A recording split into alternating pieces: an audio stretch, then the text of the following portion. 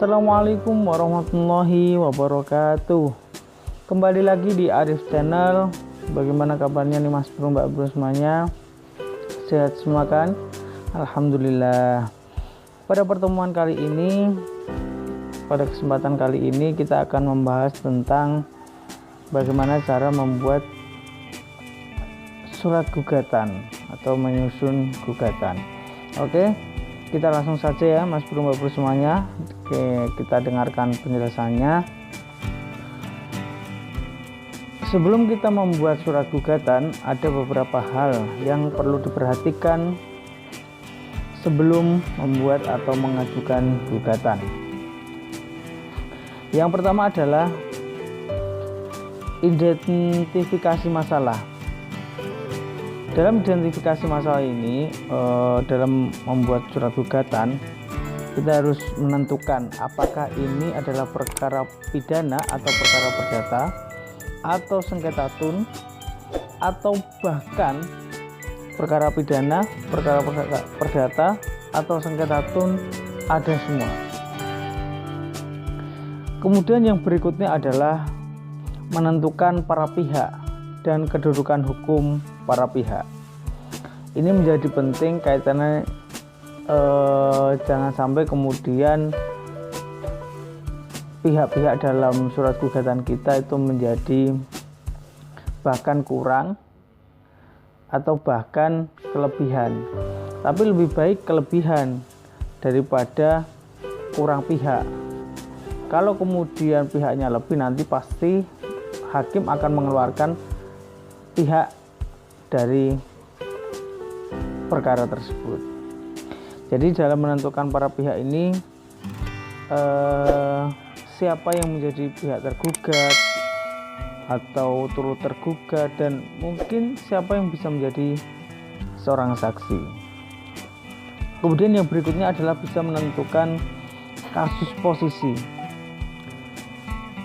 Dalam penentuan kasus posisi ini dibuat hubungan hukum atau peristiwa hukum yang berkaitan antara para pihak satu dengan yang lain, yaitu harus tersaji secara runtut, dan tuntutan yang diajukan ke pihak tergugat haruslah sangat jelas.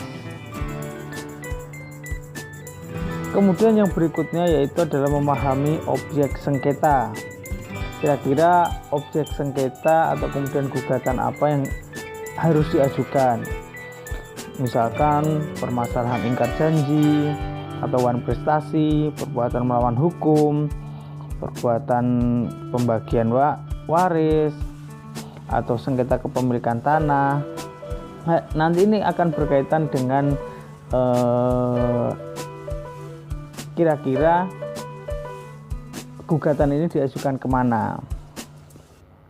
Kalau misalkan sengketa kepemilikan tanah ini berkaitan nanti, karena ini objeknya tanah, biasanya yang paling mudah itu pengajuan gugatannya itu berada di objek tanah itu berada, atau forum resite dalam istilahnya. Untuk kaitan dengan kompetensi nanti secara relatif kita akan bahas di video berikutnya ya Mas Bro, Mbak Bro semuanya. Ini sekilas saja, ini kita bahas tentang soal surat gugatan terlebih dahulu. Kemudian yang berikutnya adalah memahami teori dan landasan hukum. Perlunya apa memahami teori dan landasan hukum ini?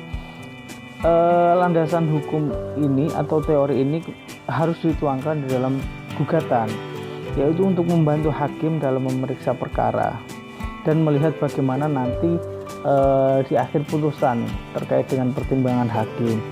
Dan teori-teori ini, pertimbangan atau landasan hukum ini bisa menjadi alasan untuk upaya hukum. Jadi ketika kemudian salah satu pihak tidak terima, itu bisa melaksanakan atau melakukan upaya hukum. Kemudian yang berikutnya yaitu mempersiapkan alat bukti. Dalam perkara perdata, pembuktian ini adalah hal yang sangat utama, karena prinsipnya mendalilkan sesuatu itu harus dibuktikan, ya kan? Siapa yang mendalilkan adanya hak, terus kemudian siapa yang mendalilkan atau mengingkari hak, dia harus membuktikan. Siapapun yang mendalilkan, dia harus bisa membuktikan. Jadi alat bukti harus sudah siap sejak awal, mulai dari surat, saksi, ahli, bahkan bukti elektronik. Jangan sampai kemudian sudah pada tahap pembuktian kita belum punya bukti, malah baru kita mencari alat bukti, nanti jadi pembuktian kita menjadi tidak maksimal gitu Mas Bro, Mbak Bro semuanya. Kemudian yang berikutnya adalah mengukur kemampuan diri dan finansial, karena pada prinsipnya berperkara bidang perdata itu sebenarnya tidak diwajibkan untuk memakai konsultan atau memakai pengacara. Jadi kita harus bisa mempertimbangkan. Jadi beracara di persidangan itu membutuhkan waktu dan biaya, sehingga dipikirkan untuk maju sendiri atau menggunakan jasa advokat. Kemudian yang berikutnya adalah ada beberapa teori, ada dua teori yang sangat terkenal dalam membuat surat gugatan, yaitu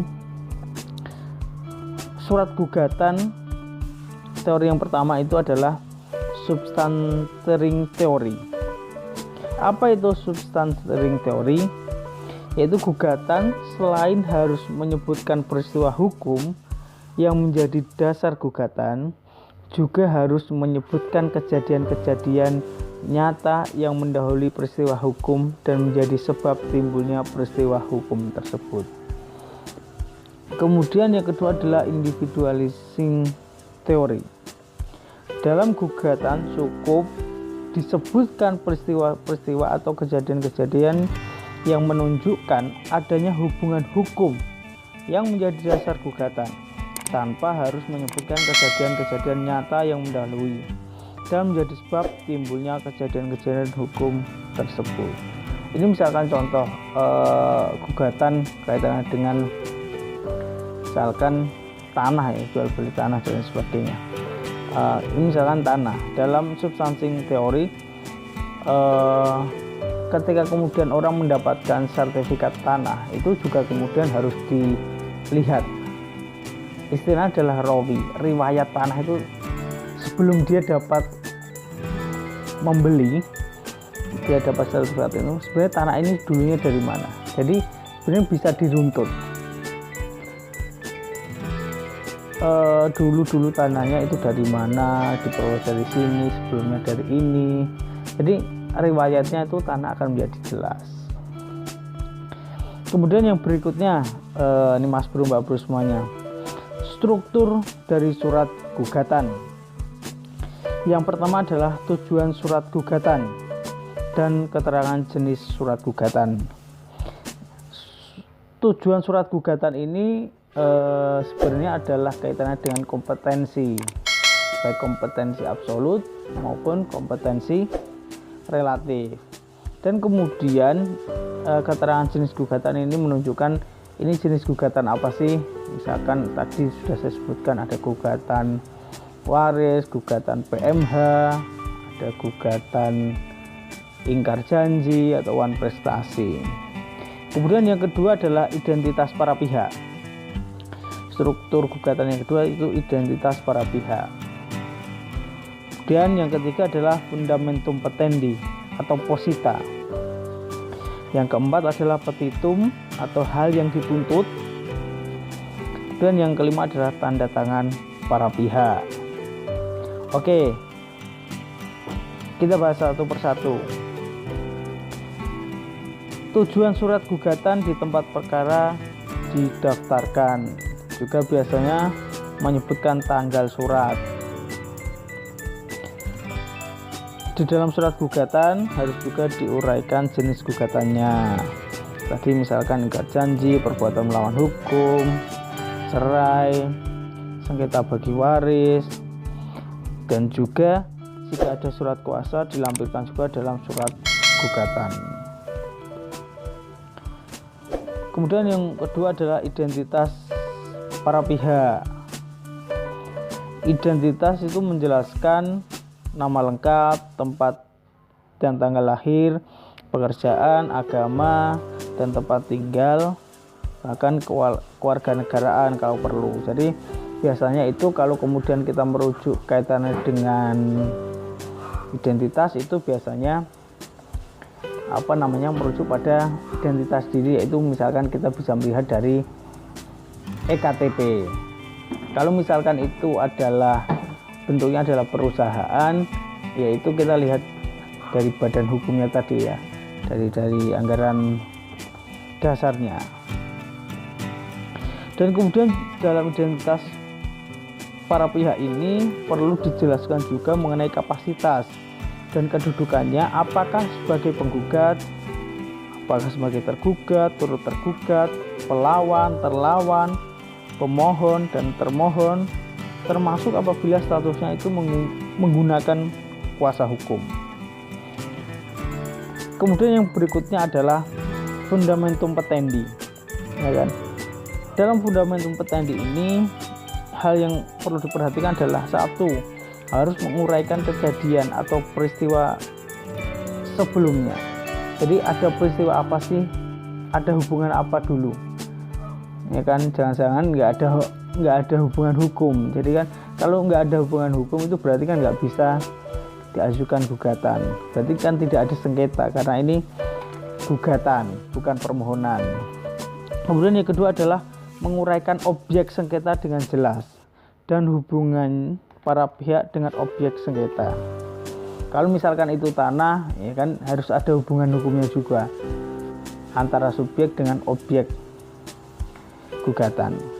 Kemudian ketiga, menguraikan tentang dasar hukum. Nah, ini dasar hukum juga menjadi penting terkait dengan objek maupun subjek.